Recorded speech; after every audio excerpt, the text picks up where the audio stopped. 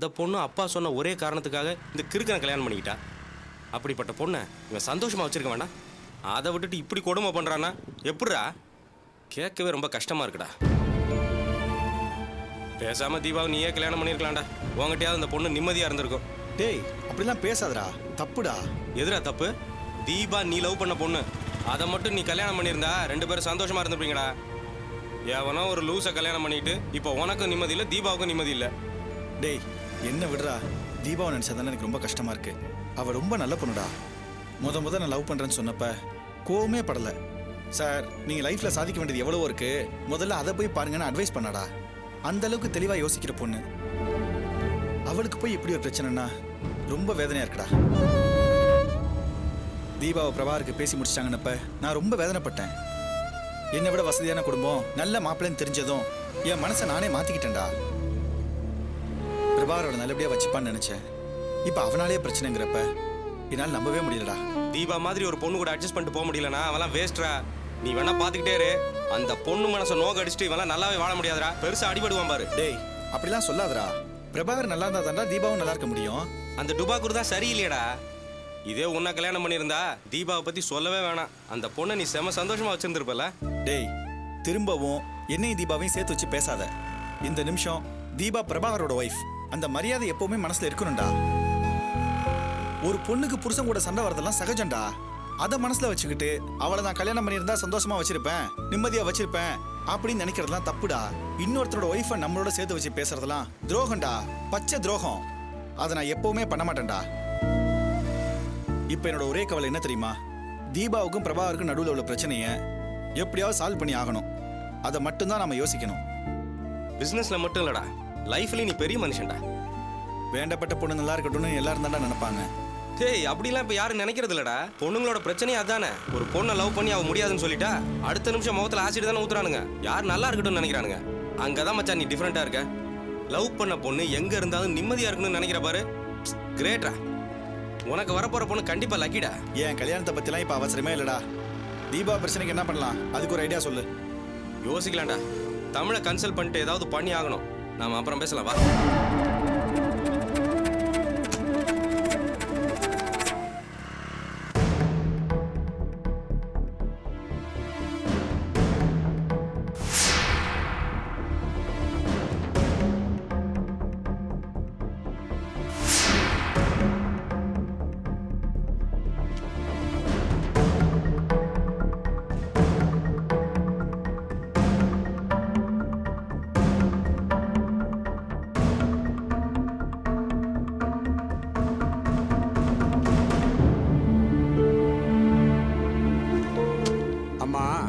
நான் பொதுவாக ஜாதகத்தில் கெட்டது இருந்தாலும் அதை யாருக்கிட்டையும் சொல்றதில்ல. நல்ல விஷயங்களை மட்டும் சொல்லி அனுப்புறதான் என்னோட பழக்கம். ஆனால் இந்த ஜாதகத்தை பொறுத்த வரைக்கும் என்னால் அப்படி இருக்க முடியலம்மா. இந்த ஜாதகரோட திசா புத்தி பலன் அவ்வளவு மோசமா இருக்கு. நீங்க சரின்னு சொன்னா எல்லாத்தையும் நான் உடைச்சு சொல்லிடுவேன். நீங்க எதுவா இருந்தாலும் வெளிப்படையா சொல்லுங்க. கடவுளை மனசுல நினைச்சுக்கிட்டு நான் சொல்றத தைரியமா கேளுமா. உனக்கு ஒரு குறையும் வராம அந்த கடவுள் காப்பாத்துவார். அம்மா, கோச்சாரப்படி பார்த்தா இந்த ஜாதகருக்கு இப்ப கெட்ட காலம். மறைவு ஸ்தானத்தில் இருக்கிற கிரகம் அவரை ஆட்டி படைக்குது. அதனுடைய பலன் என்னன்னா, இவரும் சந்தோஷமா இருக்க மாட்டாரு, சுத்தி இருக்கும் யாரையும் சந்தோஷமா இருக்க விட மாட்டாரு. சொந்த புத்தியும் சொல் புத்தியும் இருக்காது. குடும்ப வாழ்க்கை நல்லபடியா அமையாது. வீட்டில் துர்மரணம் சம்பவிக்கும். தாய் தந்த பிரிவினை, கோர்ட்டு வழக்கு, வியாஜ்யம் எல்லாமே இருக்கும். அந்நிய ஸ்திரீகளால் தொந்தரவு உண்டு. இரத்த உறவே பகையா மாறும். சொத்து கைவிட்டு போகும். எடுத்த எல்லா காரியமும் தடங்கல் பட்டு நிற்கும். கால சர்வ தோஷம்னு நீங்க கேள்விப்பட்டிருப்பீங்க. இந்த ஜாதகருக்கு அதுவும் இருக்கு. 12ஆம் இடத்து சனியோட பகையும் இருக்கு. எங்களுக்கு இப்பதாங்க கல்யாணம் ஆச்சு. என்னோட ராசினாலதான் அவருக்கு இப்படி எல்லாம் நடக்குதா? இல்லம்மா, அவரோட ஜாதகப்படியே இந்த கஷ்டத்தெல்லாம் அனுபவிக்கணும்னு விதி இருக்கு. இதெல்லாம் சஞ்சரிக்கிற கிரகத்தோட பலன்மா. இந்த கஷ்டம் எவ்வளவு நாள் இருக்கும் சாமி? இன்னும் 1 வருஷமாவது இந்த கஷ்டத்தை அனுபவிச்சுதாம்மா ஆகணும். இதுக்கு பரிகாரம் ஏதாவது இருக்குங்களா? இருக்குமா, கண்டிப்பா இருக்கு. என்ன பரிகாரம் செய்யணும்னு இதுல எழுதியிருக்கேன், அதுபடி பண்ணிட்டு வா. கவலைப்படாத, ஜாதகரோட கஷ்டமெல்லாம் படிப்படியா குறைஞ்சிரும். அப்படியே பண்ணிடுறேங்க. இந்த பரிகாரத்தை நீ மட்டும் தனியா பண்ணக்கூடாதுமா. தம்பதிகள் 2 பேரும் ஒன்னா சேர்ந்து தான் பண்ணணும். அப்பதான் இதுக்கான பலன் கிடைக்கும். சரிங்க, இந்தாம்மா, அப்படியே இதை பண்ணிடுறோம். வாங்கிக்க. போயிட்டு வாமா. கடவுள் புண்ணியத்துல எல்லாம் நல்லதே நடக்கும். சரிங்க.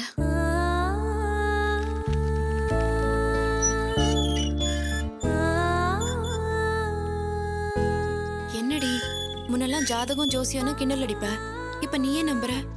நம்பிக்கை இருக்கோ இல்லையோ, இத செஞ்சாலாவது பிரபாகர் திருந்திர மாட்டாரான்னு ஒரு நப்பாசை தாண்டி. அம்மா வேற ஜாதகம் பார்க்கணும்னு சொல்லிட்டு இருந்தாங்க. அதான் நானே கிளம்பி வந்துட்டேன்.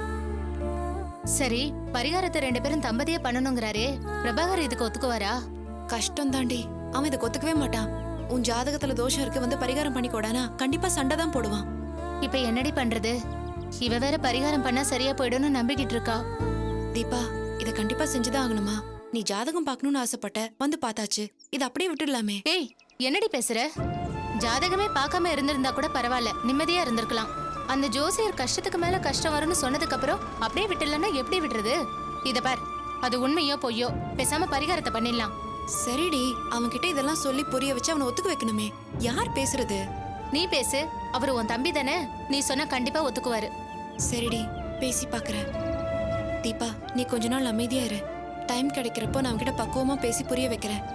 அவன் சரின்னு ஒத்துக்கிட்டதுக்கு அப்புறம் 2 பேரும் சேர்ந்து பரிகாரம் பண்ணிக்கங்க, ஓகேவா? சரிடி, ஆனா கண்டிப்பா பேசு. கண்டிப்பா பேசுறேன்டி. அவனை எப்படியாவது நான் ஒத்துக்க வைக்கிறேன். நீ தைரியமா இரு, வா போலாம். ம்.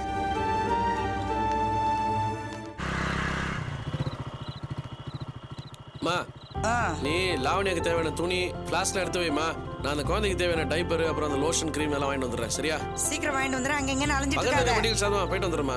ஏண்டா ஃப்ளாஸ்க் எங்க வச்சிருப்பா? ஃபிளாஸ்க் எங்கம்மா இருக்கும்? கிச்சன்ல இருக்கும், இல்லைன்னா லாவணி ரூம்ல இருக்கும். போய் தேடி பாருமா, போமா.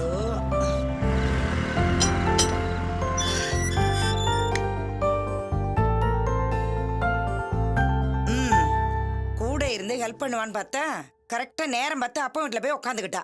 எனக்குன்னு வந்து வாச்சிருக்கா பாரு. இந்த ஃப்ளாஸ்க் எங்க எடுத்து வச்சுட்டு போனான்னு தெரியல.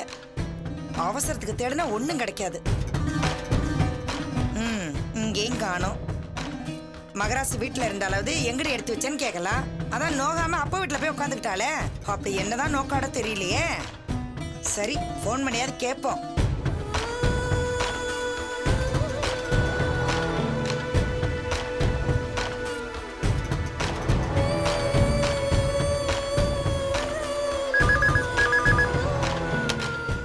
ஹலோ. பத்மா, அங்க துளசி இருக்காளா? அவகிட்ட கொஞ்சம் போன கூட. துளசியா? அவ இங்க இல்லையே. இல்லையா? உடம்புக்கு முடியலன்னு தானே அங்க வந்திருக்கா. கொஞ்ச நேரத்துக்கு முன்னாடி அவளை பார்க்க தீபா வந்திருந்தா. அவ, இந்த வீட்டு மருமக, உங்க வீட்டு மருமக 3 பேரும் சேர்ந்து ஒன்னா வெளியில கிளம்புனாங்க. வெளியே கிளம்பிருக்காங்களா? ஏதோ உடம்புக்கு முடியல, ரொம்ப கஷ்டமா இருக்குன்னு தானே அங்க வந்தா. எங்க கிளம்பிட்டாங்களா? தெரியலையே. அதெல்லாம் சொல்லிட்டா போறாங்க. ஏதோ குசு குசுன்னு அவங்களுக்குள்ள பேசிக்கிட்டாங்க. அப்புறம் எங்கேயோ வெளியில கிளம்பி போனாங்க. எதுக்கோ அவ நம்பருக்கு ஃபோன் பண்ணி அவ எங்க இருக்கான்னு கேட்டுக்கங்க. இது ஒண்ணுதான் குறைச்சல். அவளுக்கு இங்க வேலை செய்ய துப்பு இல்ல. அதான் மசக்க வாந்தி மயக்கம்னு போய் சொல்லிட்டு அங்க வந்து நோகாம உட்காந்துக்கிட்டா. ஏண்டி இப்படி பண்ற? வேலை செய்யறதுக்கு என்ன நோகுதுன்னு நீங்களே அவகிட்ட கேட்க வேண்டியதானே? அவளை நானா கேட்ட சரிப்பட்டு வராது. எங்கடி சுத்த போனேன்னு கேட்கறவங்க தான் சரியா வரும். நீ போனவையே, அவளை நான் பாத்துக்கிறேன்.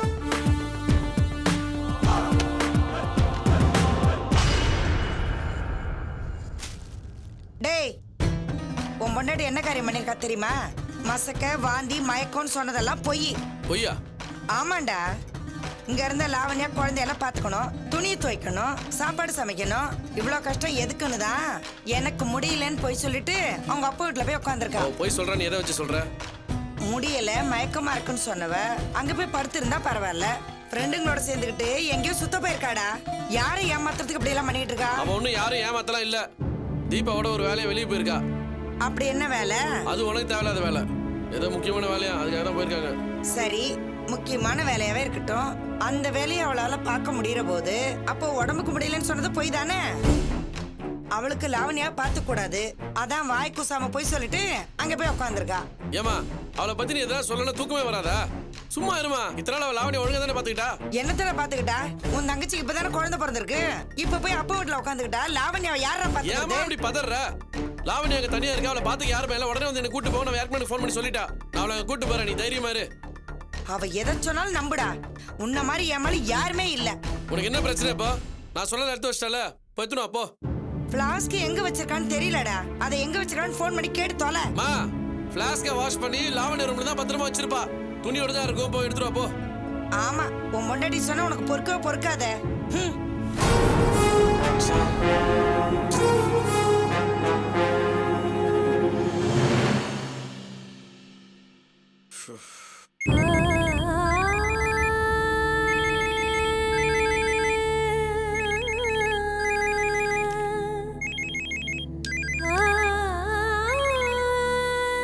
சொல்லுங்க தமிழ். சார் பிரபாகர் வீட்டுக்கு வந்துட்டாரா? இல்லையே, இது வரைக்கும் அவர் ஃபோனும் பண்ணல, எங்க இருக்கிறாருன்னு ஒரு தகவலும் சொல்லல. என்ன பண்றதுன்னே தெரியல. வீட்டில் தேடுவாங்களேன்னு கொஞ்சம் கூட கவலை இல்லாம இப்படி பண்ணிட்டு இருக்காரு தமிழ். சார் அவரை பத்தி நீங்க கவலைப்படாதீங்க. சின்ன வயசு, அதான் கோவப்பட்டு இருக்காரு. எத்தனை நாள் அப்படி கோவப்பட்டுட்டே இருக்க முடியும்? கொஞ்ச நாள் ஆச்சுன்னா அவரே தானே சரியாயிடுவார் சார். அவர் பண்றது சரியா நீங்களே சொல்லுங்க. தீபா கிட்ட அவருக்கு ஏதோ மனஸ்தாபம், அதுக்காக என்கிட்ட கூட சொல்லாம எனக்கு ரொம்ப சங்கடமா இருக்குப்பா. சார் பிரபாகர் பண்ற தப்பு தான் சார். அவங்க அப்பாவோட டெத்துக்கு அப்புறமா நீங்க தான் சார் ஒரு ஃபுல் சப்போர்ட்டா இருந்திருக்கீங்க. உங்ககிட்டயே அவர் இந்த மாதிரி பேசுறது ரொம்ப தப்பு தான். நீங்க ஒன்றும் கவலைப்படாதீங்க சார். ஃபங்க்ஷன் வாங்க, நேரில் வச்சு அவர்கிட்ட பேசிக்கலாம். எப்படி தமிழ்? அவரு ஆபீஸ் திறக்க போறேன்னு ஒரு வார்த்தை கூட சொல்லல, வாங்கன்னு கூட கூப்பிடல. சார் அவர் கூப்பிடல என்ன சார், இது உங்க வீட்டு ஃபங்க்ஷன். நான் உங்களை கூப்பிட்டுருக்கேன்ல, நீங்க நேர்ல வாங்க, தீபா கூப்பிட்டு வாங்க, அங்க வச்சு நேர்ல பேசிக்கலாமே சார். இல்ல தமிழ், அழையா விருந்தாளியா நாங்க எப்படி அங்க? சார் நான் தான் உங்களை கூப்பிட்டுருக்கேன்ல. கோவத்துல என்ன பண்றதுன்னு தெரியாம விவரம் இல்லாம இந்த மாதிரி பண்ணிட்டு இருக்காரு. பெரியவங்க நீங்க தான் பார்த்து அவரை சமாதானப்படுத்தணும். இந்த ஃபங்க்ஷனுக்கு வாங்க சார், நம்ம பார்த்து பேசிக்கலாம். எங்க ஆஃபீஸ் ஓப்பனிங் கூப்பிடல, அவமானப்படுத்துறாருலாம் நீங்க நினைக்காதீங்க சார். எங்க ஆஃபீஸ் ஓப்பனிங் வந்து நீங்க என்ன கூப்பிடலாலும் பரவாயில்ல, வர்றது எங்களோட கடமைன்னு அவருக்கு ப்ரூவ் பண்ணுங்க. கண்டிப்பா அவர் பண்ணத்தப்ப அவரே உணர்வாரு. அதுக்கப்புறமா அவர்கிட்ட பேசி சமாதானப்படுத்திடலாம் சார். சார் இது ஒரு நல்ல சான்ஸ், தயவு செஞ்சு மிஸ் பண்றாதீங்க ப்ளீஸ், வந்துருங்க. சரி தமிழ், பொண்ணை கொடுத்தாச்சு, மான அவமானம்லாம் பார்க்க முடியாத சார். அந்த மாதிரி நினைக்காதீங்க சார். நீங்க ஆஃபீஸ் ஓப்பனிங் கண்டிப்பா வந்து ஆகணும் சார். அங்க வச்சு எல்லாத்தையும் பேசிக்கலாம் சார். எனக்காவது வாங்க சார். நாளைக்கு ஆஃபீஸ் ஓப்பனிங்ல மீட் பண்ணுவோம் சார். பை.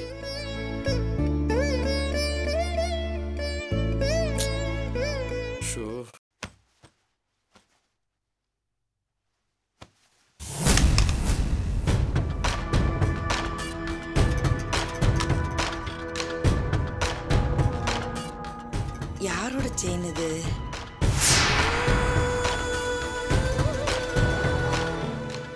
ஆஹா, அக்கா தங்கச்சி போட்ட நகை இங்கதான் இருக்கா? என்ன வெறுப்பேத்துறதுக்காக எப்படியெல்லாம் பாசத்தை காட்டி நடிச்சாளுங்க. இருங்கடி, இதை வச்சு உங்க 2 பேருக்கு நடுவுல சிண்டை முடிஞ்சு சண்டையாக்கி காட்டுறேன். மா ஆ, இந்த வரேன்டா.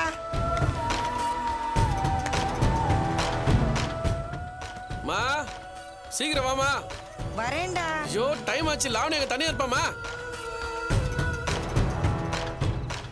ஏண்டா, அந்த அறிவாளி சொந்த மாமனாரையே ஆபீஸ் திறப்பு விழாக்கு கூப்பிடலையா?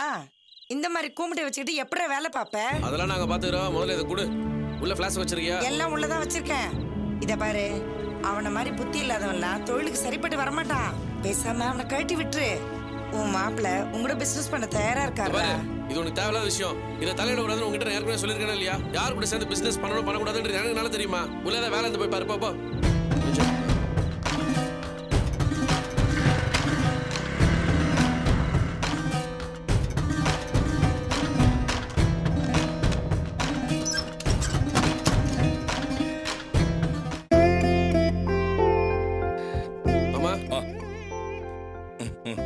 மோகன். தேங்க்ஸ் மாமா. Kalyani. Thank you. Pavithra. Thanks மாமா. குட்டிமா இந்த அடியும் எடுத்துக்கோ. தேங்க்ஸ். மாப்பிள்ள, லாவண்யாவும் குழந்தையும் நல்லா இருக்காங்களா? எந்த பிரச்சனையும் இல்ல, 2 பேருமே சூப்பரா இருக்காங்க. என்ன சிசேரியன்றதுனால ஒரு 3 நாள் ஹாஸ்பிடல்ல இருக்க சொன்னாங்க. அதுக்கப்புறம் டிஸ்சார்ஜ் பண்றவங்களா? இருக்கட்டுமே, உடம்பு சரியானதுக்கு அப்புறம் வீட்டுக்கு கூட்டிட்டு போங்க.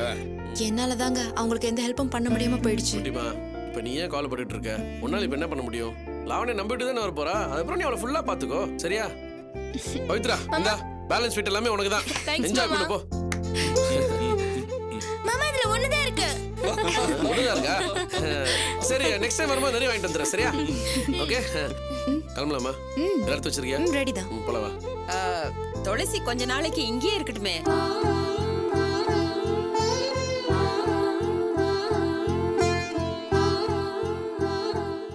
அத்தை என்னத்த சொன்னீங்க? இல்ல துளசியும் உண்டாயிருக்கா, இங்க 4-5 நாள் இருந்தா நாங்க இவளை பாத்துப்போம்ல. என்னத்த சொன்னீங்க? துளசி என்னாச்சு உங்களுக்கு? உன்னை இங்க இருக்க சொல்றாங்க? ஆமாங்க, சித்திக்கு என் மேல இருந்த கோவம்லாம் போயிடுச்சு. நிஜமா சொல்ற? ஐயோ இந்த விஷயம் எனக்கு முன்னாடியே தெரிஞ்சதுன்னா நான் பெரிய ட்ரீட்டா வச்சிருப்பேனே. அத்த நிஜமாவே உங்க கோவம் போயிடுச்சா? கோவப்பட்டு மட்டும் நான் என்ன சாதிக்க போறேன்? இருக்கிற வரைக்கும் சமாதானமா இருந்துட்டு போலாமே. சூப்பர், சரியா சொன்னீங்க. எதனால இந்த திடீர் மாற்றம்? நம்ம கல்யாணி தான் இப்படி மாத்திருக்கா.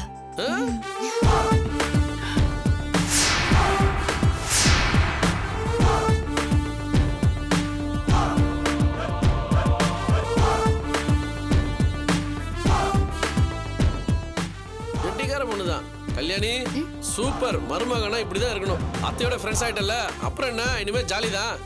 அத்தை நாளைக்கு என்னோட ஆபீஸ் ஓப்பனிங்ன்றதுனால இவளை நான் கூட்டு போறேன். காலேஜ் லீவ் விட்டதும் இங்க கூட்டு வந்து விட்டுறேன், சரியா? மாமா மறக்காம நாளைக்கு ஃபேமிலியோட வந்துருங்க. நீங்க புது ஆபீஸ் ஓபன் பண்றதுல எனக்கு ரொம்ப சந்தோஷம். என்னால அங்க வர முடியாதே. மோகனும் கல்யாணியும் கண்டிப்பா அங்க வருவாங்க. அம்மா பவித்ரா நீயும் போகணும். சரிப்பா. பவித்ரா எல்லாமே அப்படின்னா பவித்ரா கண்டிப்பா நாளைக்கு நீ வர. நிறைய ஸ்வீட் லஞ்ச்லாம் அரேஞ்ச் பண்ணிருக்கேன். டோன்ட் வரி மாமா, ஸ்வீட்டே இல்லனாலும் நான் வருவேன். அப்படியா? சரி அப்ப வரும்போது நீ மாமாக்கு ஸ்வீட் வேண்டு வா. Very good. மோகன் மறக்காம கல்யாணம் கூட்டிட்டு கொஞ்சம் ஏர்லியரா வந்துரு. 9 மணிக்கெல்லாம் ஃபங்க்ஷன் ஸ்டார்ட் ஆயிடும். சரி மாமா, என்னால ஃபங்க்ஷனுக்கு வர முடியாது. ஏன் மோகன் ஏன் வர மாட்டேங்கிற? எனக்கு அங்க வர பிடிக்கல.